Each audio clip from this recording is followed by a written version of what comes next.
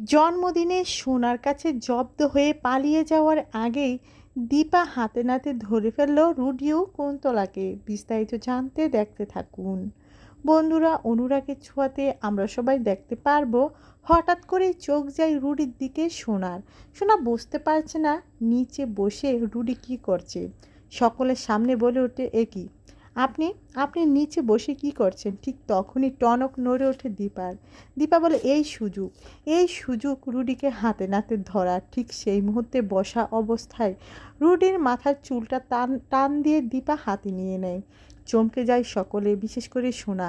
সেই মুহূর্তে এখান থেকে যখন কুন্তলাকে নিয়ে গাড়ি করে পালাতে যাবে ধরে ফেলে দীপা। দীপা সোনাকে সঙ্গে নিয়ে গাড়ি থেকে রুডিকে নামিয়ে হাতে নাতে ধরে ফেলে। বলে, রুডি, কি ভেবেছ ছদ্মবেশে এ বাড়িতে থাকবে অথচ তুমি আমার চোখ থেকে আড়ালে যেতে পারবে? সেটা কখনোই সম্ভব না। তুমি ধরা খেয়ে গিয়েছো রুডি। এই কথা বলে কুন্তলা ও রুডিকে গাড়ি থেকে টানতে টানতে নিচে নিয়ে আসে। এবার গল্পে যদি এমনটা ঘটে আপনাদের দেখতে ঠিক কেমন লাগবে কমেন্ট করে জানিয়ে দিন। ধন্যবাদ সবাইকে।